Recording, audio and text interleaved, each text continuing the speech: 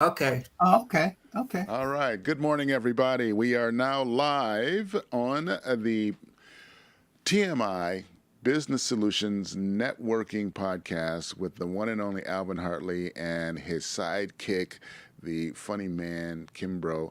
We have two amazing guests on today. And Alvin, I'm going to give you the honors of introducing our guests because I am excited to put some heart and soul in the TMI Business Solutions Networking Podcast. And today is the day we do that. Oh, Alvin here we Hartley, how go. you Here doing we this morning? go. Hey, thank you, Steve. First of all, welcome everybody to Building Your Network. Each week, as you know, we're going to be interviewing a lot of the people that I know, the professionals that I know. In LinkedIn, one of the challenges are you have all these people you link with, but at the end of the day, every time I'm thinking and turning my phone down, it messes with me. But at the end of the day, what it does is that today we have Clarence Brown and Patrick Daughtry, senior Dietrich. principals. Dietrich, I said Dietrich. It was the sound effects. I told I've been Steve told watch out worse. for the sound effects. But Patrick Dietrich and Clarence Brown, the principals, are owners and managers of Heart and Soul magazine. I've known these young men, as I say very lightly, young men, for quite a few years. Thank you guys for being our very first guests. And the reason why is because we're doing business together at Heart and Soul magazine. We're going to be doing a lot of projects together. But I want to interact with you guys is because I want the LinkedIn subscribers to really know who you are, and as they can see at the bottom of the screen, how they can reach out to you, because LinkedIn is about B2B. It's Mhm. about us connecting. And when we hear people talk, they're like, something, I want to get in contact with that company. I like to see if I can do some business. So I would like to bring in, I'll do the James Brown introduction, the hardest working web designer in the industry with a sidekick, but I'll go with the hard web designer, business manager in the industry, Mr. Clarence Brown. You mean there's somebody out there harder working than me, Alvin? Oh, He has 10 yeah, jobs. yeah. Hey, He has 10 jobs. we got 10 jobs over here at Heart and Soul. We're really thank you, Alvin.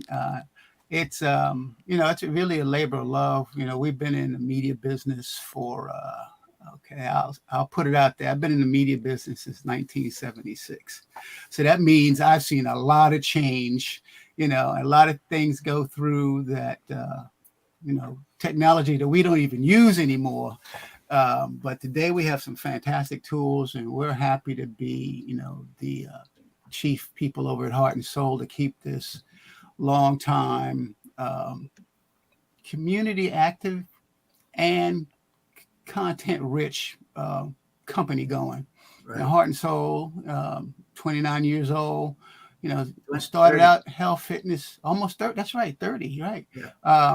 Started out health, fitness, and wellness, and we're still health, fitness, and wellness today. It's gone through a lot of different hands, different owners. And it's interesting that I used to run this publication when it was under Black Entertainment Television, with other magazines that they had. So it's been a great ride, and it still is a very good way to communicate with our community. And our community needs to know a lot of information about how to keep their health and their wellness and keep themselves together, and to get it from a reliable source. We like to say the Heart and Soul is a reliable source in this arena, and that we help filter out some of the trash that's out there, and we give you the good information, we give you good resources, and we try to work with the best people in the industry. And like yesterday, there was a great announcement from Eli Lilly that they capped the cost of insulin at $35, and that's huge for a lot of folks. There are a lot of diabetics out there, and that was huge news, and we were happy to be able to put that out first thing in the morning. We got the information and got that stuff out there to our folks. And we're constantly looking for good information, doing interviews with small businesses and other folks. Of course, we do celebrity stuff, travel, automotive, but our main focus is health, fitness, and wellness. Little bit on my background. Started out where people used to end up. I started out at Time Magazine, So saying that, that's weird. A lot of people start out at a small place. I started out at a weekly magazine, and they used to bust our hump back in the day because there were no cell phones in the beginning. We had beepers. We were on call. We had to find a phone when something happened in the news, and you had to get back to work and make some changes and do some instructions to some printers and make sure that thing got out on time. Now, So Patrick you were back over in the there, day when the doctors, dealers, and the everybody. media guys had beepers. We all had beepers. Right. You'd be at dinner, the beeper go off. Something happened. Was it a plane crash? Did the Pope die? Did the president? You had to go find a phone, call in the office, and it's like, there'll be a car outside waiting for you. You need to come back to the office.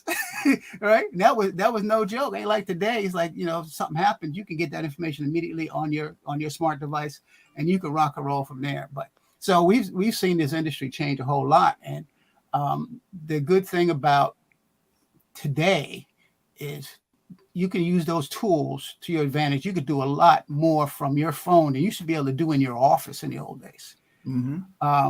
Just think about it. When there's a little side story. When I started, there was no personal computer. Okay. So everything was written out or sent to a guy at a teletype. People don't even know what a teletype is. We had to send it to some guy that typed it up to send it out to printing, 8 or 16 printing plants around the world, do instructions to how to create that weekly magazine. So, that stuff you do it on your cell phone. I do it on my computer here, and I send out a PDF, and I can create a whole magazine from my desk. You never were able to do that before. And the other great thing is you can communicate with people instantly, just like we're doing right now. I mean, I'm going to do a deep dive in here, Clarence. Go ahead. Yeah. And this is going to be exciting. I want our subscribers and LinkedIn folks to understand what's really going on here. And watch first. One of the key things is, I love Heart and Soul magazine. You guys weathered the storm. Black media practically disappeared. Okay. Yep. We're not even talking about print. And I'm going to get to advertising because I worked on both sides. Black media disappeared. And when you work with Heart and Soul, you're able to, sorry to pun, get to the heart and soul of your target market, which is African American. Yes. Very important. It's not about running the ads, all right? Which we know very well. But watch, I'm going to make a shift. Now, Patrick is into sales. Now, Patrick, you know how far you go back with the advertising industry. And one of the problems with the industry is at one time they made a commitment after they was forced to make commitments of running ads and doing commercials with Black media. But also they got caught up where they dismissed us. Well, you guys are watching the commercial, so why should I support any Black media? We're not even talking Latino or anybody else. Why do we need to support that? So there's two dynamics that are happening here, and you guys kept it alive. Exactly. Well, I'm glad you mentioned that. I started off on the agency side. I eventually caught up to Clarence at time, but I started on the agency side, general agency. Then I went to Uniworld, and I'm kind of skipping some places. Benton and Bowles, J. Walter Thompson. And I worked on the client side. And then eventually I went to Time. And, so I have perspective from all sides. And you're right. Mandated, dollars are mandated to spend with the Black media. And then a lot of the general audience agencies decided, hey, we can have our own multicultural agency and sidestep that because they wanted all the dollars. Clarence, actually, before Clarence, I helped to start a Black advertisers, society, just to get folks in there. And we moved from there, and then Eva started to do awards. I mean, I remember sitting with Byron in a room, Byron Lewis, who used to be at Uniworld, and picked up awards, and then have it, and then eventually got taken over. And was the SEMA Awards? Huh? Was that the SIBA Awards? No, actually, well, it turned into the SIBA Awards, but we started out where we're in a back room, as Clarence would say, with paper and pencil and ticking off, looking at advertising and said, this is great, this is good. And once it got in the foot, we kind of got kicked out. Tell the history. Tell the history, brother. Go ahead. and moved on. And I remember when we first started, we had more black men in the advertising. And then 6 years later, I looked to the room and there was, from say 20 black men, now there was like 5, and the rest were black females, which was a good thing. But then you started wondering, where did all the brothers go? Right. And Clarence, Uh-huh. because I want the listeners to understand, you're dealing with your corporations. You're dealing, and I'm talking to the LinkedIn folks that Right. they're in the business of doing business, Right. and instead of just setting your media kit, they're listening to you guys. You guys are doing it. You're there, and all the young people that are on LinkedIn. I need to connect with these guys because I got to get my company in that market. Mm-hmm. So instead of running around, that's why I brought you guys together, because Sure. I know what you guys do. Yeah. I mean, sometimes it's, for on the heart and soul, while we're still here, it's a personal commitment to keep the brand alive and to keep the information flowing. Because, you get into the pandemic, information is all over the place. They're still trying to figure out where the virus came from. Was it a lab? Was it this? But, we were worried about, are we going to survive? How are people going to get good quality information about what do you mask? Do you glove? Do you not? Then when you get, when you finally get to the vaccine, do you take it? Do you not? Do you need the booster? All of that information has to be reliable and has to come from somebody and people know heart and soul. People know heart and soul. I mean, some folks, they talk to Uncle Johnny, or they go to grandma. Say, oh, they go to talk to somebody they know. So people know heart and soul has been around a long time. It's been committed to the content we do. And so it was just a personal mission for us to say, we got to keep this alive. We got to keep our folks informed. We got to make sure we make it through, right? Whether we made any money or not for 2 years, we still had to make it happen, make the website happen, make the information flow. You were committed, brother. That's right. Family. Right, exactly. That's family. Exactly. I mean, yeah, my sister's older than me, and I'm pretty old. So where she was like, should I take what do I do? Do I do the vaccine? I was like, the information I said, you better take the vaccine, right? If you can get a booster, get a booster. When you start hitting 70 and above, you can't be playing around. You got to do the right thing, but you got to get information from the right people. So, when the last administration was in office, we stopped using the CDC information. We didn't trust it. Okay, so we said, you might be a government agency. We don't trust that information. Now we get stuff from the NIH and from Black doctors and Black nurses. We talk to the Black professionals. We put that stuff up. Them we trust, and it's not until recently that we started, putting CDC information back up because, new administration, medical professionals in charge, not political folks, so that's what we had to do. That was our mission. We're saving ourselves, we're saving our community. And we did Zoom calls. We had Zoom meetings with Black professionals talking about how the virus affected the mental health of the Black community. Yeah, we did town hall meetings and all kind of stuff with different groups that we trust, with HHS and other folks. Right. We did some stuff with Morehouse School of Medicine. We had to get the folks on screen to talk to groups.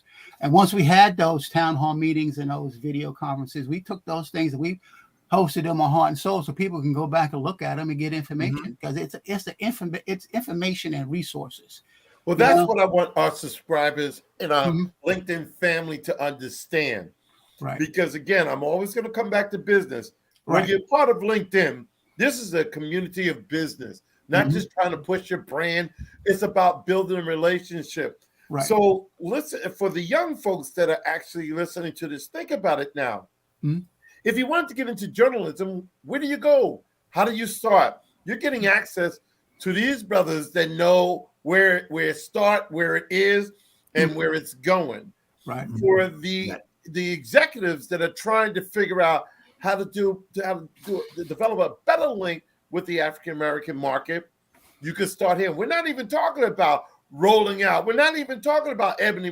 We haven't even gotten there yet. Right. And we're going to be getting all those folks because we need to educate the industry, the general market, as well as the target market on who's there, how do they think, and how you can establish the relationship. This whole building a network is all about that. Steve, did you wanted to jump in there? Because I see you letting these brothers just go back and forth at it. Are you learning anything, young man? Hey, man, I'm just sitting back enjoying the ride, bro. It's, I'm in the, I'm in the jump seat, and I'm just chilling, enjoying this. I like to see, old school brothers long in the tooth with what they do, share the knowledge and the wisdom and the experience, and I don't want to disrupt that at all. So I'm big ears, big eyes, and small mouth today. Well, let me jump in there with something. The thing that we like to do is, we have a lot of knowledge in the industry. We don't want to keep it. We want to dump it. I call it a brain dump. Right. I want to take this information and pass it on because, if I can help somebody from making a mistake or stepping in a hole with their business, say, don't do it this way, do it that way. Little things that sometimes folks just don't know, and like the way we like to do business, when I talk about customers, we don't want to just sell them ads. We want to figure out what is your business about. Can we do a story on that? How can we make our relationship deeper than we want to help sell products, but we also want to help inform the community. Exactly. So, we like to sell packages. So, for example, we want to sell some, we want a story. We want some advertising. We want you to be at events with us. We want you to be, highlight you on our social media. We want to make sure that we integrate you into everything we do so that the community we serve gets to see you multiple times and gets to know that you're serious about serving the community. Commitment, brother. Right. Brand commitment. Stop advertising to us. Right. Build with us. Stay with us.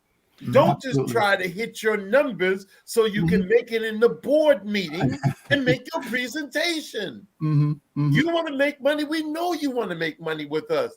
We want to make money with you. Stop looking at this target market as just throw a couple of $100, see if you can make the sale.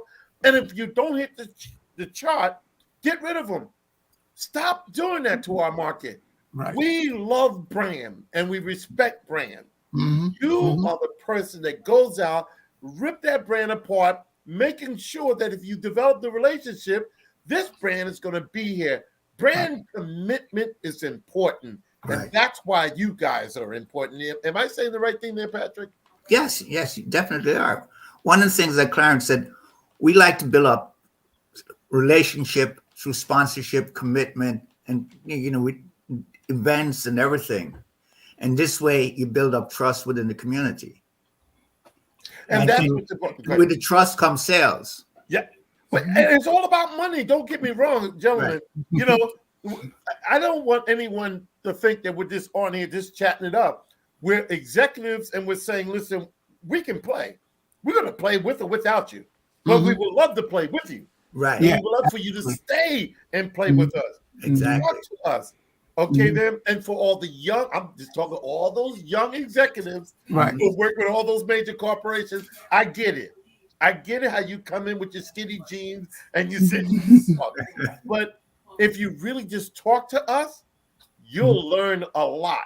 Come with commitment, and we shall commit to you. Right. Gentlemen, tell me if I'm going in the right direction. Oh, absolutely. Absolutely hitting the nail on the head, Alvin. Exactly. It is definitely all about locking arms together and marching forward. And, we'll help each other's businesses, but we're also helping the community and getting good information out there, getting good products out there. Right. Even product launches. If you got to launch a new product, you got to constantly be out there hammering it. But there's a way to do that so that people accept your information and say, okay, let me try that product or let me try that service. I got a little story. So before you go into that story, Alvin, Alvin, as you see, I changed my background because I turn in Professor Kimbrough right now, and I want to ask the professors a question. This goes out to all three of you.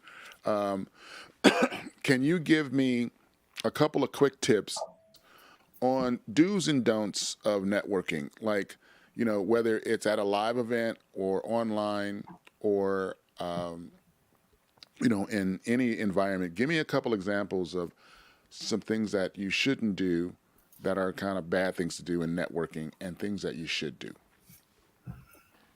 You'd like to go first, Mr. Brown?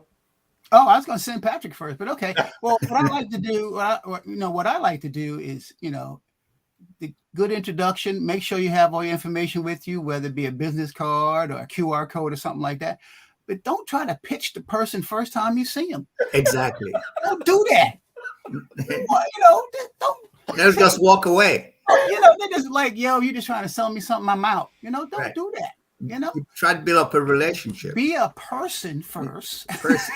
Okay, Find out easy installments. I could hook you up with a pencil sharpener. 3 easy installments at $9.95. I could hook you up. Be a person first. And the best thing you can do is ask a question and listen to the person. Mm-hmm. Hey, how's your business going? What do you do? Oh, I don't know much about that industry. Can we talk about that now? Maybe later we could talk about it because I'd really like to learn about what you do. Right. Simple. Right.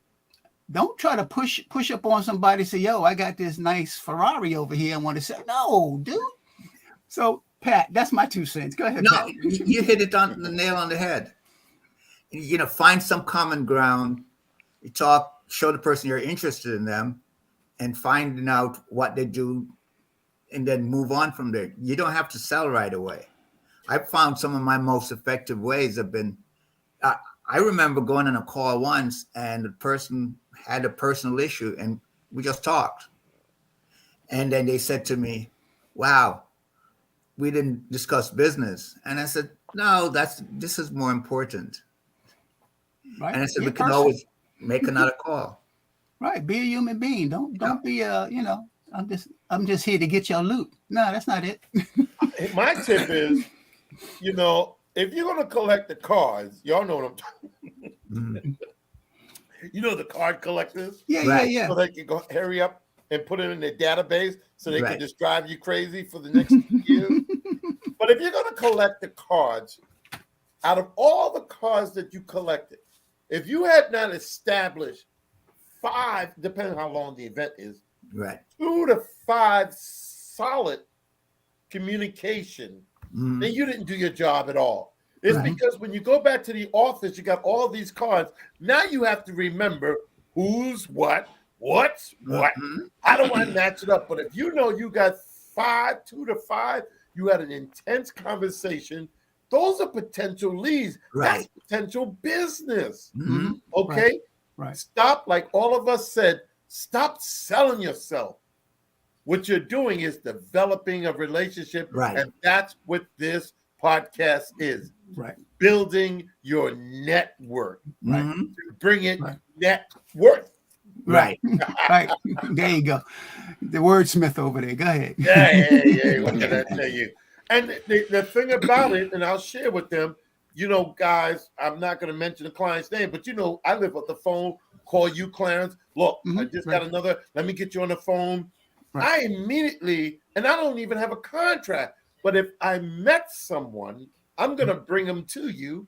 It's because if you get that, and understand for everyone that's listening what I do, if you put the relationship, because we already have our relationship, if you introduce me, Steve Kimbrough, Heart and Soul, folks are going to go on and develop a relationship with that. Now, everyone's worrying about, well, what do I get out of it? Well, it depends how you put the relationship together. Exactly. It may be long-term, right? Right. So I've been to networking events where I remember something happened once. I'm talking to different people and the VP of this company said, hey, I want to talk to you a second. And I said, sure. We went off in the corner and he's telling me, oh, I got this amount of money and I can't do it on TV.